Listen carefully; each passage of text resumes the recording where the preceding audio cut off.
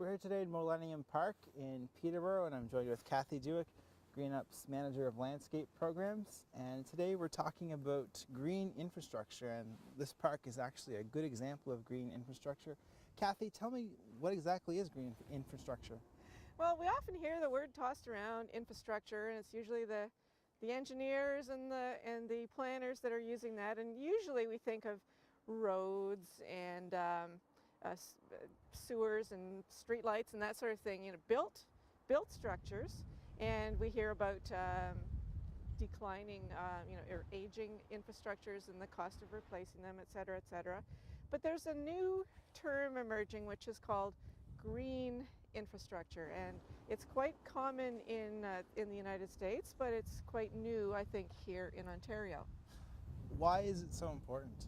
Well, basically, when we're talking about green infrastructure, sometimes it's also called leafy green infrastructure. We're talking about the living part of the landscape, and that includes urban forests, it includes greenways, green corridors, parkland, waterfront, this sort of thing. And for many years, I think we looked at these areas as being sort of a frill, but we're really beginning to learn how to measure the benefits that accrue to communities through this green infrastructure, and we're starting to realize how important an aspect it is of the planning process. What are some of the benefits to it? Well, certainly our green spaces play a major role in helping to purify the air. They remove significant quantities of air pollutants, and of course that makes it healthier for the people that live there. They also control stormwater runoff.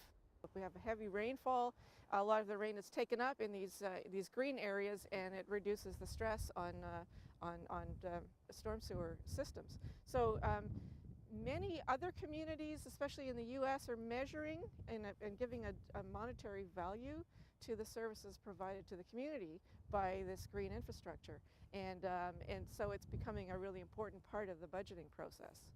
Now, what are some specific examples here in the park we can talk about?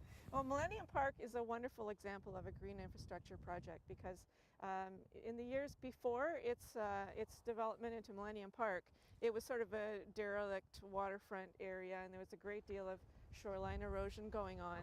And this has been redesigned using natural principles to help protect the shoreline, using bioengineering and a lovely graduated slope down to the waterfront. You can see lots of trees growing along the waterfront, and also it's a very attractive area that people love to come and visit and walk through. The green space is also helping to filter contaminants out of the surface runoff, so the water is cleaner when it goes into the river. All very important topics to consider.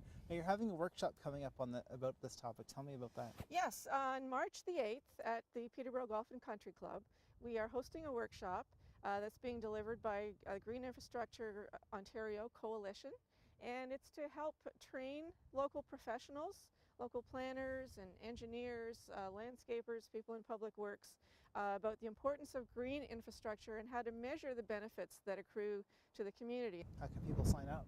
Well, there is a pre-registration process through the Green Infrastructure Ontario website, or they could also call me at Peterborough Green Up and I can make arrangements for them. All right, sounds good. Thanks for talking to me today, Kathy, and we'll see you again next week on the Green Update. The Green Update is brought to you by Peterborough Moves. You'll never feel cold if you're walking and moving. If you have any questions about today's episode of the Green Update, call Peterborough Green Up at 745-3238.